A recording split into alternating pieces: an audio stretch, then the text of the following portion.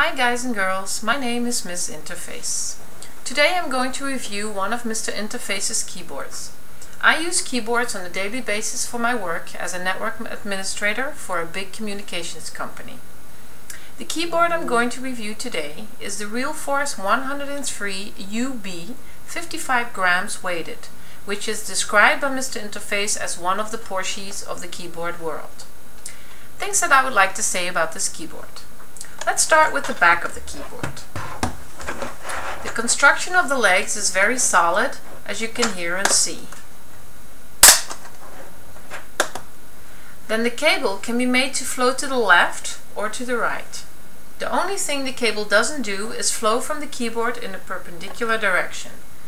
You can also distinguish the non-slippery feet. Now from the front. Let me type something for you so you can have a sense of the sound of the keyboard.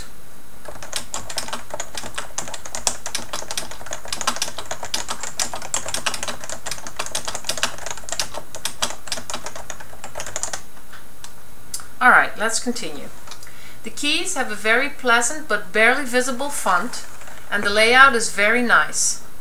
This is called the ANSI layout since it has a Z on the right of the left shift, and it only has two keys in between the L and the Enter key. This is mostly used in North America. Also, the keyboard is very silent sounding, so when you type you won't hear a lot. Furthermore, the edges of the keys feel very smooth when typing, so no sharp edges. On the negative side, you don't feel the advantages of the Topre switch because you need to put too much force to press the keys, which I really don't like. As a closing statement, I don't like this keyboard because of the barely visible font, and it makes too much effort to press the keys. The price is also very steep. It costs over $200 to obtain this keyboard. For more info and pictures with full frontal nudity shots of many keyboards, visit www.mrinterface.com. Hope you enjoyed this review. Comments on this video are very welcome. You have a very pleasant day.